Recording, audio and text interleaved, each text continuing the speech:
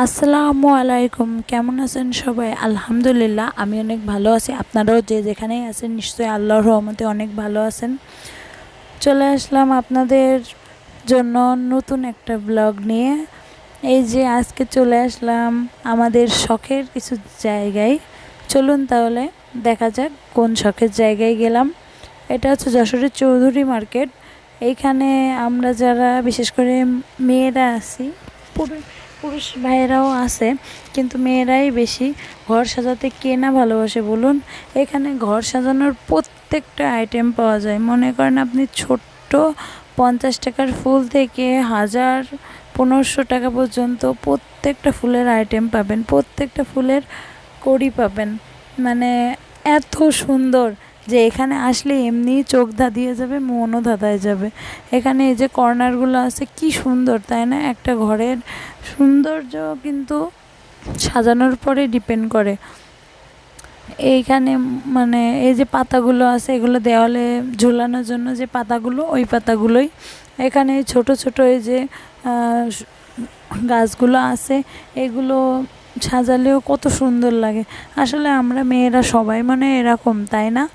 যে ঘর মানে খায় আর না খায়, একটা বয়সে এসে খায় আর না খাই, ঘর সাজাতে হবে, এই শোকেস সাজাতে হবে, এরকম। বয়সটা কি অদ্ভুত, তাই না? যখন ছোট থাকি তখন মনে হয় না আজকে চকলেট খেতে হবে, আজকে আইসক্রিম খেতে হবে।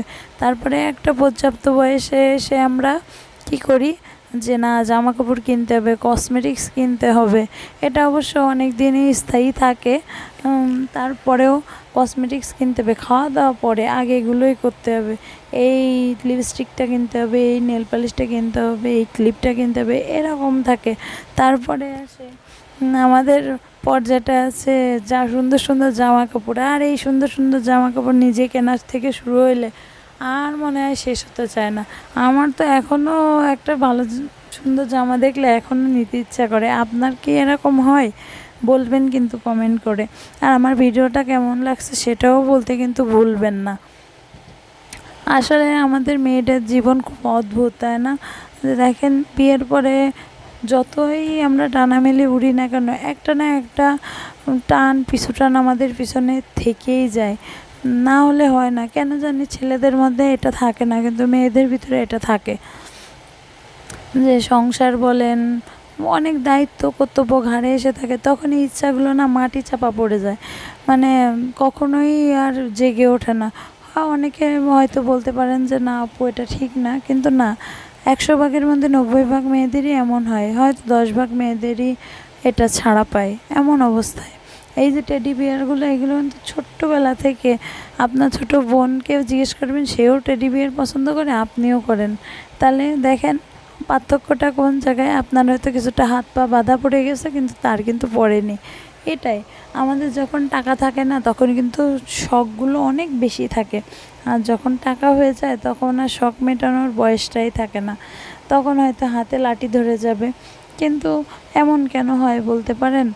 আমরাও তো চাই যে সব দায়িত্ব পালন করে একটু মুক্ত আকাশে উঠতে, কিন্তু আসলে এগুলো হয়ে ওঠে না। এটা না সমাজ বানাই ফেলেছে। এই জন্যই মেয়েদের এতটা কষ্ট। আল্লাহ তাআলা কিন্তু এতটা কষ্ট দেয়নি, কিন্তু এই সমাজের কিছু কুসংস্কার, কিছু উল্টোপাল্টা কথাবার্তার জন্য মেয়েদের জীবনটা এমন কঠিন হয়ে গেছে। তারপরেও দেখেন, কেউ কথা শোনাতে ছাড়ে না।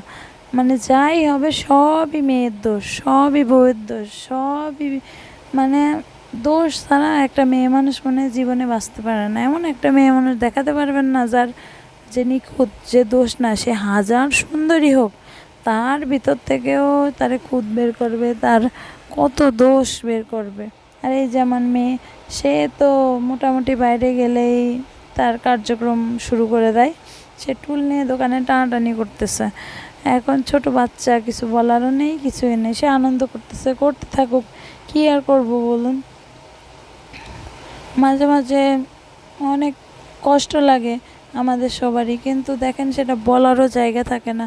আপনি মায়ের সাথে বলবেন, সেখানে বললেও কিন্তু সে কষ্ট পাবে। আর শ্বশুরবাড়িতে মুখ খুলতেই পারবেন না, কারণ যদি মুখ খোলেন মানে কেমন হবে অবস্থাটা? হ্যাঁ, আপনি ম্যালেরিয়ার গল্প মশার সাথে বলতেছেন, ডায়রিয়ার গল্প মশার সাথে বলতেছেন, এরকম একটা অবস্থা হয়ে যাবে।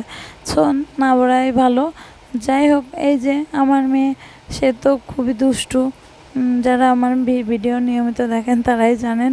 এই যে জুতোর দোকানে তারা নিয়ে গেছি, সে জুতোর কাজ বাড়চ্ছে, এখন বাড়োই বেড়ে যখন জুতো বের করতে পারলো না, সে তার ছোট্ট ছোট্ট হাত দিয়ে প্রত্যেকটার ভিতরে হাত ঢুকায় ঢুকায় দেখতেছে যে ওর ভিতরে কী জুতো, ওর ভিতরে কেমন জুতা, সে টেনে টেনে বের করছে। অবশ্য দোকানদার আঙ্কেলটা অনেক ভালো ছিল, অনেক ছোট মানুষ তো, এই জন্য তারাও এনজয় করতেছে। দেখেন আবার উঁকি মেরে দেখতেছে ওর বেশটা কিছু দেখা যায় কিনা। কি একটা অবস্থা, তাই না? হ্যাঁ, সে কিছুতেই চুপ করে থাকে না, সে খুবই দুরন্ত। যাক, মাশাল্লাহ বলতে কেউ বলবেন না। আর আপনারা সবাই অপসরার জন্য দোয়া করবেন, সেজন্য মানুষের মতো মানুষ হতে পারে। আজকের মতো বিদায়, আল্লাহ হাফেজ।